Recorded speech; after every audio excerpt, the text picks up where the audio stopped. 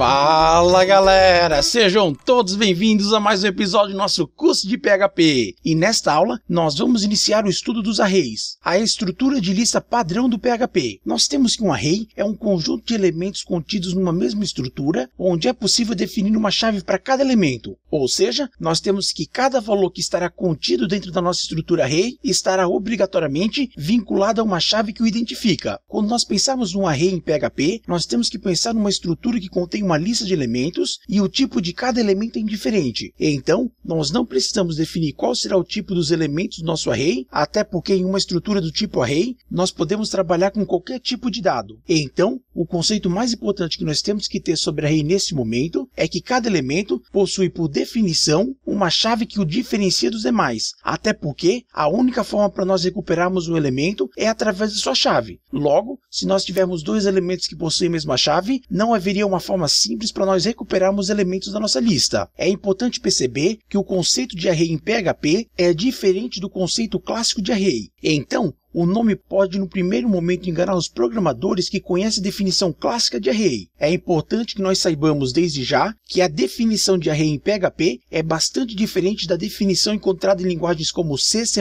Pascal e etc. As duas principais diferenças do conceito de array para o PHP e o conceito de array clássico é que para o PHP os elementos de um array não possuem tipo, ou seja, o primeiro elemento pode ser um inteiro, o segundo elemento pode ser uma string, o terceiro elemento pode ser um ponto flutuante e assim por diante. Então, a estrutura array, onde todos os elementos são do mesmo tipo, não existe por definição aqui no PHP. É comum nós criarmos listas onde todas as informações sejam do mesmo tipo, porém, não existe uma norma para que a gente trabalhe dessa maneira. O segundo conceito que diferencia um array do PHP com a definição de array clássico é que é possível no PHP adicionar, alterar ou remover elementos de uma estrutura. Ou seja, a qualquer momento, indiferente de qual seja o array, nós podemos adicionar, alterar ou remover elementos. Então, o tipo array aqui no PHP não nos obriga a definir a quantidade de elementos que o mesmo terá ainda na declaração, até porque nós podemos adicionar ou remover elementos quando bem entendermos. Então, nós temos que array em PHP é uma estrutura de lista que pode ou não funcionar como os arrays funcionam em linguagens como C++,